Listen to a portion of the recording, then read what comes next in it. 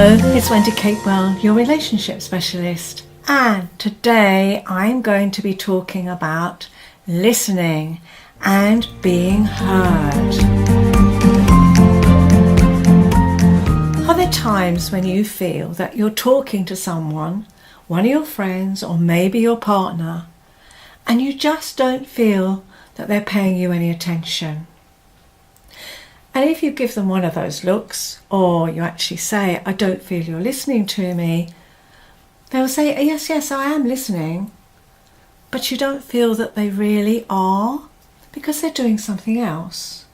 And maybe they're kind of talking to the children, or perhaps they're writing an email, or they're reading the paper, or watching TV. Well, you can't do those things. You can't multitask in those situations. The only multitasking we can do is simple multitasking, and walking and talking is one of them. But if you're trying to listen to two things or multitask by writing and listening at the same time, or if you're reading and listening to someone at the same time, you can't. What happens is we actually switch. Our brain switches from one to another. And of course, when we're switching like that, we don't pick up everything. We miss parts of either what we're reading or what we're hearing. If you don't believe me, try it for yourself and see if you can do all of that and take in every single piece of information. Maybe you want to watch TV and see if you can read at the same time or text a friend and see whether or not you are paying full attention to both things. I bet you're not. I bet you miss parts. And so that's really hard when we feel that when we're talking to someone, and it's really important for us, that we feel that we have that person's full attention. Otherwise, we feel that that person doesn't really care about us, that we're not important to them. And that's not a very nice feeling, as I'm sure you know if it's happened to you. It's happened to me, and I feel pretty miserable when somebody does that, because it feels like I'm not important. They don't really care. It feels like that what I'm saying just isn't of any value. So what happens when you've got a problem and you want some help, or maybe you just want to offload? If that other person just interrupts and gives you an answer and tries to solve the situation before you've explained all of it, that feels quite dismissive. Or perhaps if you hear someone saying, oh, I understand totally. I really understand what you're going through. And then tells you about their experience that they feel is the same. That feels uncomfortable too. It feels we're being dismissed. Or perhaps you've experienced that situation where someone cuts you off mid-sentence, just butts in without allowing you to finish what you've been saying. Again, it leaves us feeling that no one's interested, that they don't really care, and they haven't listened to all of it anyway. Or maybe you've had that situation where you've been talking to someone, but you feel like they're looking around the room at other people, or that they're watching television, or that they're just not paying attention. Because when we are listening to someone, we don't just listen with our ears. We listen with our whole body. Our whole body language will give the impression as to whether or not we're being heard, or whether we're paying attention to that other person. There may be a time also when you start telling someone something, but they interrupt you by telling you about their life or what their problem is.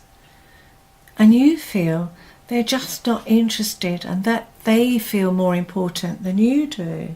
So what is it about feeling heard. What makes a difference? What do we really want? Well, I think what we're really looking for is someone to pay us full attention with every part of their body, to sit down and really listen. Now, I would say that if you have got something important to say, don't try talking to someone when they're actually involved in something else or distracted, because you're not going to get their full attention. Make a time, sit down, enjoy a cup of coffee or a drink or whatever it is that you enjoy, and say, look, can we have a chat? I'd like to sit down and talk to you. Make it clear that this is important for you and that you really, what you want as the outcome. So if you want to talk to someone and explain a situation, just maybe start at the beginning and say, I've got this problem, I don't need it solved, I just want you to be a sounding ear. Sometimes just by talking things through, we can find our own solutions. And if you feel that they're not listening and they're not really paying you full attention, then it's perfectly okay to say so, but not in an aggressive way, not in a way that will rise to conflict. It's better to say something like, I feel like I'm not being heard.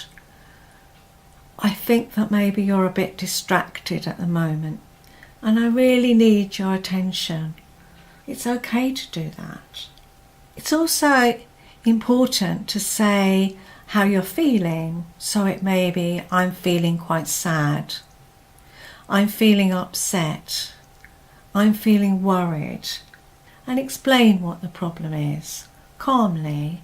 And if you do want help, then ask for it, because people don't know what you want unless you tell them. And it may be hard for you to ask for help. I know it is for me sometimes. So let's turn the tables now and look at the person who's listening. What is it that you need to do if someone comes to you and wants to talk to you? First of all, allow the other person just to be. Just accept them, respect them, be there for them without any criticism, without telling them that they've done something wrong, without replying, well, I would have done it this way, or you should have done that instead. It's not very much help to that person on the receiving end. If you don't understand what the other person's saying, then just check it out and say, can I stop you a moment and ask if I'm really understanding what you're trying to say? What is it you want me to understand? Check it out if you don't get it. Or maybe there's a vital piece of information that you seem to have missed. Check. It's fine, because that actually feels like you are really interested and listening. Allow the other person to make their own decisions. If they haven't asked you, then just check and say, what is it you need from me? Because that's really important, and it's very empowering to allow that person to feel that they can make their own decisions. And if they decide to take a different route than the one you feel that is the right one, that is their choice. So respect it. That's so important. That doesn't mean that you can't suggest or challenge their feelings. Allow them time to discover for themselves what it is they want as a solution. That shows that you really, really care about the other person.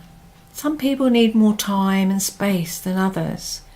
You may see the answer, in your view, very readily. But we each process things at different speeds and in different ways. And we each find our own solutions, because that's the right one for each of us. I hope that's been helpful today. I hope you've enjoyed this episode. And if you have, I'd be really grateful if you'd leave a review for me. And do let me know if there's anything else I can help you with. I've got lots of exciting guests coming up. If you haven't already, then why not subscribe to my podcast, and then you be sure you don't miss any episodes. My contact details and links how to follow me in social media are in the show notes.